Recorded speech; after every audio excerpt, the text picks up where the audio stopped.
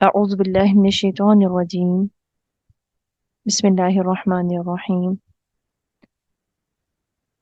آج ہم سورۃ البقرہ آیت نمبر 177 کا کچھ حصہ، بقیہ حصہ اس کو پڑھیں گے، اور اس کے بعد انشاءاللہ اگلی آیت سے مزید سبق کا آغاز کریں گے۔ آیت نمبر 177، اللہ سبحانہ وتعالی نے نیکی کا معیار بتا دیا کیا ہے، کہ نیکی صرف مشرق و مغرب کی طرف منہ موڑنا نہیں ہے، بلکہ جس طرف اللہ حکم دے آپ اس طرف اپنا منہ موڑیں عبادت کی نیت سے، اللہ اجر و ثواب دے گا۔ لیکن اس کے ساتھ ساتھ کیا چیزیں بھلائیاں ہیں، کیا چیزیں نیکیاں ہیں، وہ اللہ تعالیٰ نے گنوا دی۔ سب سے پہلے اللہ کی ذات پر ایمان، قیامت کے دن پر ایمان، فرشتوں پر ایمان، کتابوں پر، نبیوں پر ایمان۔ اس کے بعد اللہ تعالیٰ کی محبت میں مال کو قریبی رشتہ داروں، یتیموں، مسکینوں، مسافروں، سائلوں اور غلاموں پر خرچ کرنے کا حکم دیا گیا۔ یعنی خرچ کرنا ہے تو خرچ کرنے کا طریقہ بتا دیا کہ پہلا حق کس کا ہے، دوسرا کس کا ہے، تیسرا کس کا ہے۔ یہ نہیں کہ مال ہے تو صرف تمہارا ہی ہے۔ اس کے بعد اقامت الصلاۃ، کہ اللہ تعالیٰ نے پیدا کیا، تم اس کے بندے ہو اور اس کی بندگی کا حق ادا کرو، 5 وقت اس کے سامنے جھکو۔ آپ کو معلوم ہے کہ معراج کے موقع پر نمازیں تو 50 فرض ہوئی تھی، یہ تو حضرت موسیٰ علیہ السلام کے اصرار پر حضور صلی اللہ علیہ وآلہ وسلم بار بار واپس گئے اور 45 نمازیں معاف ہو گئی، اور بقیہ 5 رہ گئی کہ 5 پڑھو گے تو ثواب 50 کا ملے گا۔ آج ہم دیکھیں اقامت صلات میں ہم کس قدر کوتاہی کر رہے ہیں۔ ہم میں سے کتنے ہی ایسے ہیں کہ نمازوں کا ہوش ہی نہیں، اگر 50 ہوتی تو کیا ہوتا، یہ تو 5 ہیں جن میں کچھ منٹ لگتے ہیں۔ تو جس نے پیدا کیا، جس نے سانسیں دی، جس نے دنیا کی ہر نعمت دی، اس نے ہمیں پیدا اپنی عبادت کے لیے کیا ہے۔ تو کھائیں جس کا، پئیں جس کا، جو ہمیں سب کچھ دے، اس کا شکریہ بھی ادا نہ کریں، اس کے سامنے سر سجدے میں بھی نہ جائے، تو یہ کتنی حماقت ہوگی۔ اللہ تعالیٰ ہمیں پنجگانہ نماز کا پابند فرمائے، اس لیے نماز کا بار بار ذکر فرمایا۔ ان دین اسلام کی عمارت مضبوط ہی نہیں ہو سکتی جب تک ہم نماز کی پابندی نہیں کریں گے۔ ایک بندہ اگر 5 وقت نماز نہیں پڑھ رہا تو وہ کیا بندگی کرے گا، وہ باقی چیزوں کی طرف کیا جائے گا، کہ وہ 5 وقت رب کے سامنے جھک ہی نہیں رہا، اس کا شکریہ ہی ادا نہیں کر رہا۔ تو اقامت الصلاۃ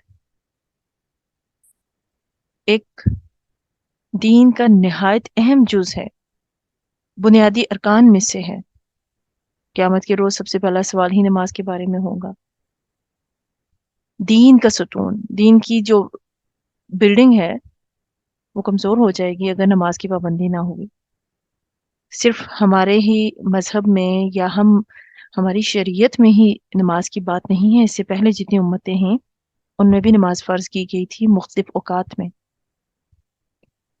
تو اللہ تعالیٰ بار بار نماز اور زکوٰۃ کا حکم دیتا ہے کہ مال بھی میں نے دیا ہے، اس کو تم نے کیسے خرچ کرنا ہے، کن کن کو دینا ہے، ایسا نہیں کہ اپنے پاس ہی رکھو۔ پھر وعدوں کا ذکر کیا کہ جب تم نے وعدہ کرنا ہے، چاہے وہ انفرادی طور پر ہو چاہے وہ اجتماعی طور پر ہو، اس کو پورا کرنا ہے۔ آپس میں ایک دو بندوں نے وعدہ کیا، ایک جماعت نے وعدہ کیا، اس کو ہر صورت میں پورا کرنا ہے، اور اس کی عملی تصویر آقا علیہ صلاۃ والسلام کی ذات گرامی ہے کہ ایک بندہ جو زخموں سے چور آپ کے پاس آتا ہے، اپنی ساری رودات سناتا ہے، تڑپتا ہے کہ مجھے کافروں کے پاس واپس نہ بھیجیں، کیونکہ معاہدہ ہو چکا تھا، وعدہ ہو چکا تھا کہ ہم اپنے پاس نہیں رکھیں گے۔ حضور نے واپس بھیجا کہ اللہ آپ کے حق میں بہتر کرے گا. اشد ضرورت ہونے کے باوجود وعدے کی وجہ سے بندوں کو واپس بھیج دیا جنگ سے کہ نہیں، وعدہ پورا کرنا ہے. تو ایفائے عہد، اس کو پورا کرنا ایک بندہ مومن کی نشانی ہے. اگر اس کو پورا نہیں کر رہے تو آپ سب کو معلوم ہے حضور صلی اللہ علیہ وآلہ وسلم کے فرمان کے مطابق منافق کی جو نشانی آپ صلی اللہ علیہ وآلہ وسلم نے بیان کی، بات کرے تو جھوٹ بولے، امانت میں خیانت کرے، وعدہ کرے تو اس کی خلاف ورزی کرے. تو انفرادی ہو یا اجتماعی ہو، اگر ہم سے کوتاہی ہو رہی ہے تو ہم تو کامل مومن ہی نہیں ہیں. منافقانہ ایک خصلت آ گئی ہے، تو جب منافقانہ خصلت موجود ہوگی تو کامل مومن کیسے ہوئے؟ تو اس آیت میں گویا پورا دین، صحیح عقیدہ، صراط مستقیم کی طرف آنے کا وہ سکھا دیا گیا. اس کے بعد صبر، والصابرین فی البأساء والضراء وحین البعث. 3 موقع ایسے ہوتے ہیں کہ جہاں پر صبر کی اشد ضرورت ہوتی ہے، اس لیے وہ گنوا دیے کہ والصابرین، صبر کرنے والے ہوتے ہیں. کس کس موقع پر؟ فی البأساء، تنگ دستی میں، شدت فقر میں، کچھ نہیں ہے پاس کھانے پینے کو، بڑے مشکل حالات ہیں، یہ ہوتا ہے امتحان کا وقت.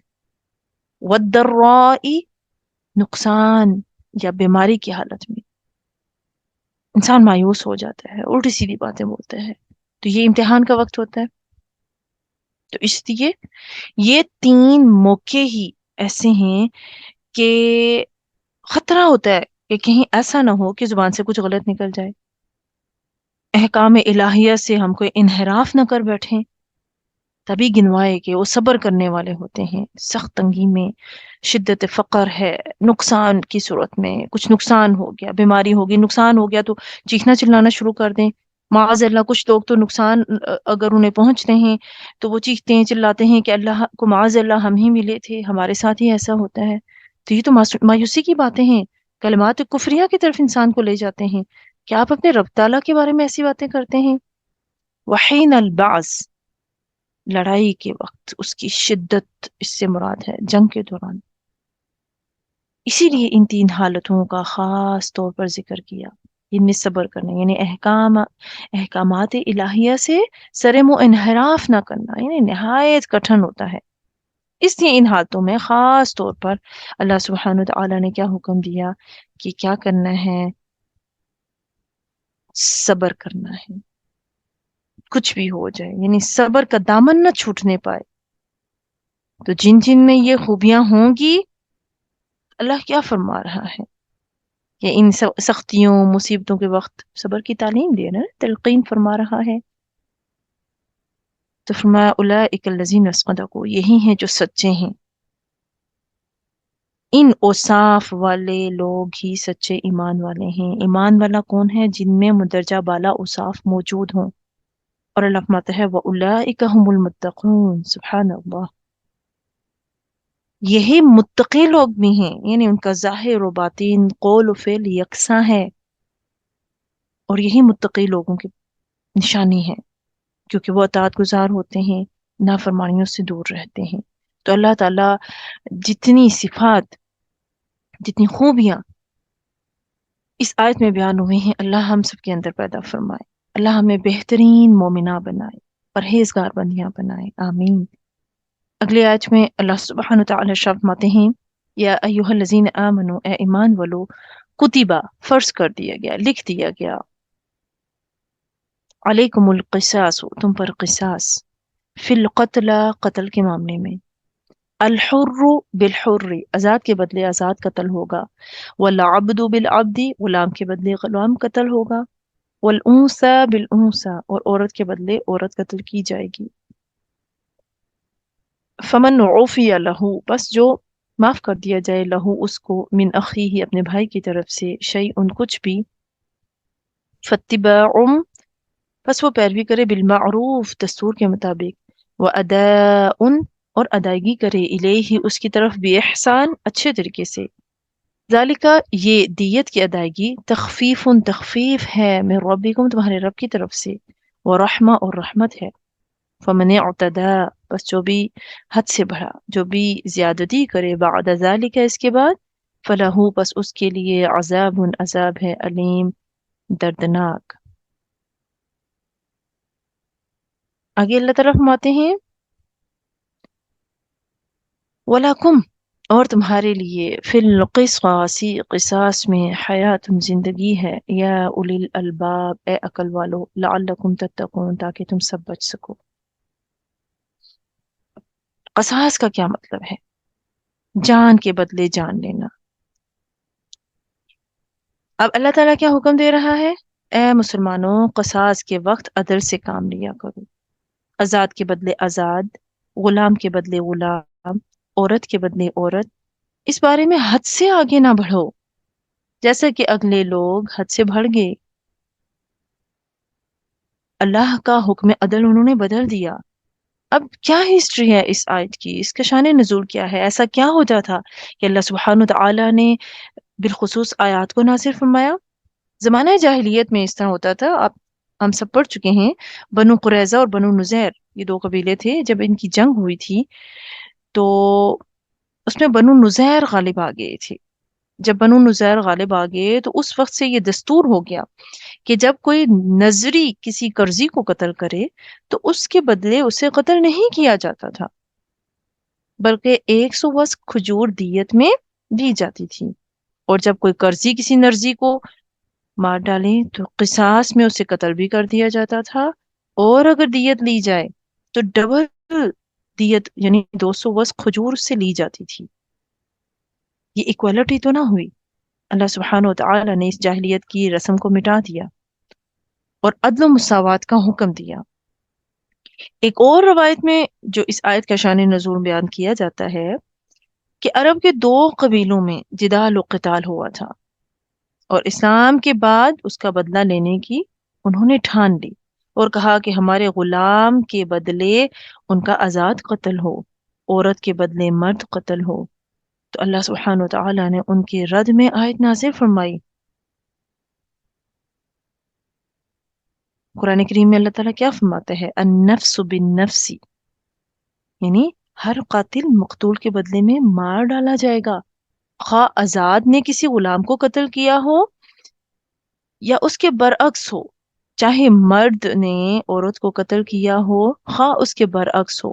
حضرت ابن عباس رضی اللہ تعالیٰ عنہ فرماتے ہیں کہ یہ لوگ مرد کو عورت کے بدلے قتل نہیں کرتے تھے، جس پر اللہ سبحانہ وتعالی نے قرآن کریم میں آیت نازل فرمائی النفس بالنفس والعین بالعین، کہ جان کے بدلے جان، آنکھ کے بدلے آنکھ، یعنی آزاد لوگ سب برابر ہیں، جان کے بدلے جان دی جائے گی، خواہ قاتل مرد ہو خواہ عورت ہو۔ اسی طرح مقتول یعنی جو قتل کیا گیا ہے، خواہ وہ مرد ہو یا عورت ہو، جبکہ ایک آزاد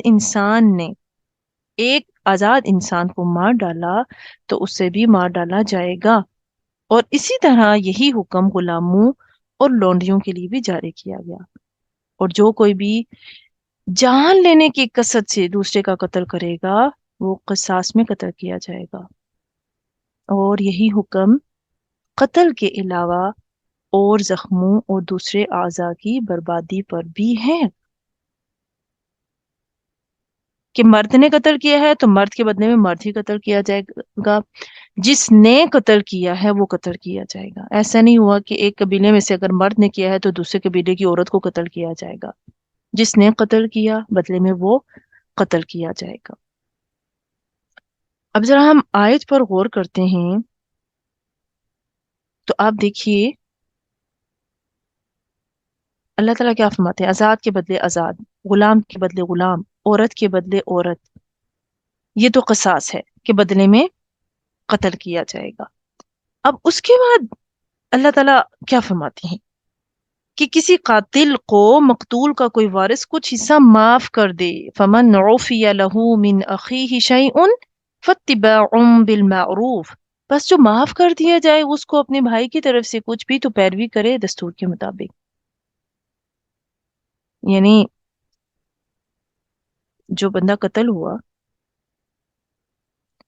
اس کے گھر والوں نے کچھ حصہ معاف کر دیا. اب معافی کس طرح ہوگی؟ معافی تو 2 سے 3 طرح اس کی صورتیں نکل آئی نا، کہ معاف کیسے کیا، معافی کی صورتیں کیسے ہوں گی. معافی کی 2 صورتیں ہیں. ایک، بغیر معاوضہ مالی، پیسے نہیں لیے، یعنی دیت لیے بغیر ہی صرف اللہ تعالیٰ کی رضا کے لیے معاف کر دیا، یعنی معاف کر دیا، بھائی ہم نے معاف کر دیا، کچھ نہیں چاہیے. ایک معافی کی یہ صورت ہے. دوسری صورت کیا ہے؟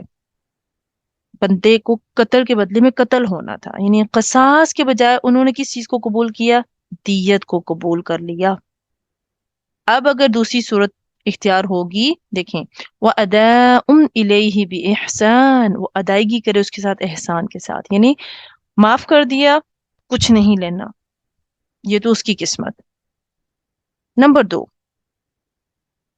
قصاص معاف ہوا ہے کہ ہم جان کے بدلے میں جان نہیں لیں گے، بلکہ جان کے بدلے میں ہمیں قیمت ادا کی جائے، دیت ادا کی جائے. تو دوسری صورت جب اختیار کی جائے گی تو اللہ تعالیٰ کیا فرما رہا ہے کہ طالب دیت جو ہے بھلائی کا اتباع کرے. جو دیت طلب کر رہا ہے نا، اس کو بھلائی اچھے طریقے کے ساتھ جو ہے اس کی پیروی کرنی ہے. اور پھر ساتھ ساتھ حکم بھی دیا، وہ ادا ان الیہ بِإِحْسَان. اس آیت کے حصے میں قاتل کو کیا کہا جا رہا ہے؟ کہ بغیر تنگ کیے اچھے طریقے سے دیت کی ادائیگی کرے. اس نے قتل کیا ہے، اگلے نے اس کی جان بخش دی ہے، اب جو دیت ہے اس کو اچھے طریقے کے ساتھ وہ ادا کرے. یعنی جو مقتول کے وارث ہیں یا اولیاء ہیں، انہوں نے اس کی جان بخشی جو کی ہے نا، وہ کر کے اس پر احسان کیا ہے، تو اس سے بھی اس کا بدلہ احسان سے دینا چاہیے. قرآن کریم میں اللہ تعالیٰ کیا فرماتے ہیں؟ هل جزاء الاحسان الا الاحسان، کہ احسان کا بدلہ احسان ہی ہے. انہوں نے اپنا بیٹا کھویا، اپنی بیٹی کھوئی، یا اپنا باپ کھویا، وہ تو چلا گیا، وہ واپس نہیں آئے گا، وہ جگہ کبھی بھی پر نہیں ہو سکتی. لیکن انہوں نے تمہیں چھوڑ دیا، تمہیں معافی مل گئی، تمہیں رقم ادا کرنی ہے جو دیت ہے، تو اس کو تو احسان مانتے ہوئے کہ تمہاری زندگی بخشی گئی ہے، تمہیں اچھے طریقے کے ساتھ جو ہے اس کو ادا کرنا ہے، اس میں کوئی کوتاہی نہیں کرنی. اللہ تعالیٰ کیا فرماتے ہیں؟ ذالک تخفیف من ربکم، یہ دیت کی ادائیگی جو ہے نا، اللہ تعالیٰ کی طرف سے تخفیف ہے،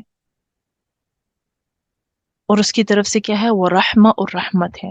یعنی قصاص، معافی یا دیت، یہ 3 صورتیں اللہ سبحانہ وتعالیٰ کی طرف سے خاص طور پر تم پر ہوئی ہیں. اس سے قبل اہل تورات کے لیے کیا تھا؟ قصاص یا معافی، یا بدلہ لیا جاتا تھا یا معاف ہوتا تھا، دیت کا آپشن نہیں تھا. اور اہل انجیل یعنی عیسائیوں کے ہاں کیا تھا؟ صرف معافی ہی تھی،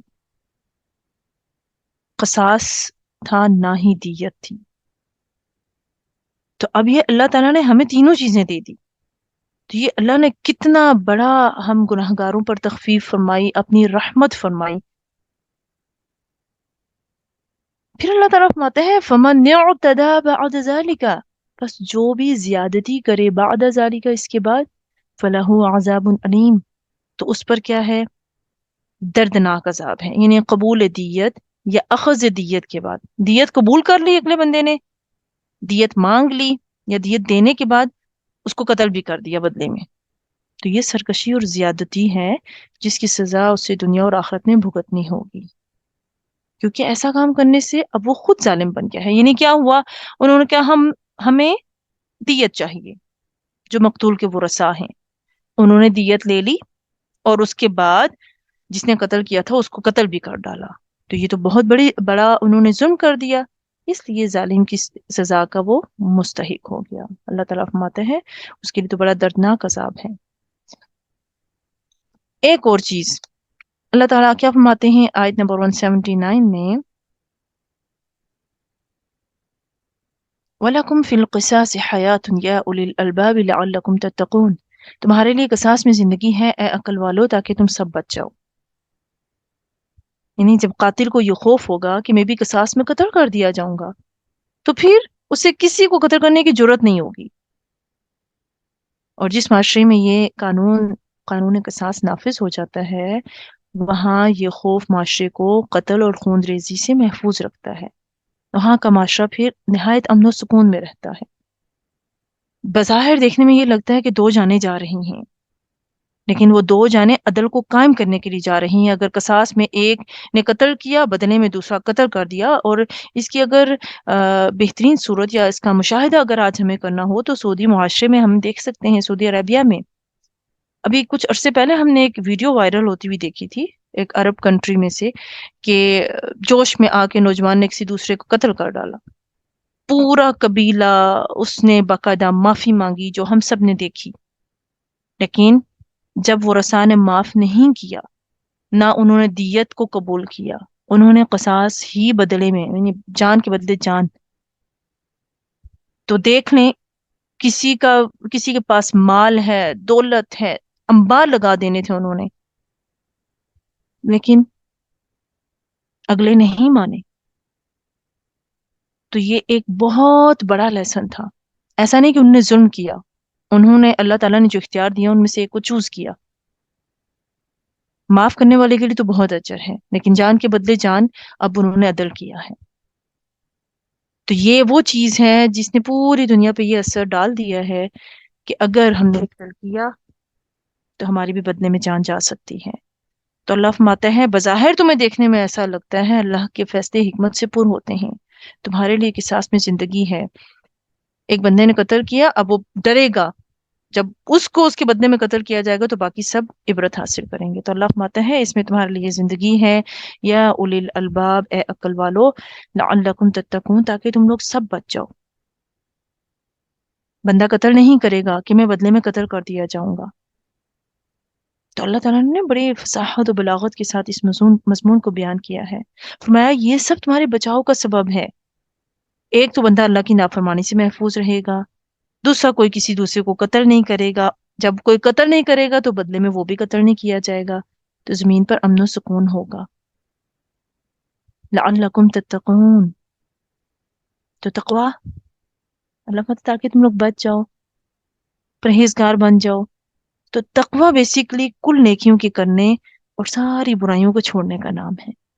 تو جب تم اس اللہ کے حکم پر عمل کرو گے تو تم بچ جاؤ گے گناہوں سے، تم بچ جاؤ گے برائیوں سے، تم پرہیزگار بن جاؤ گے۔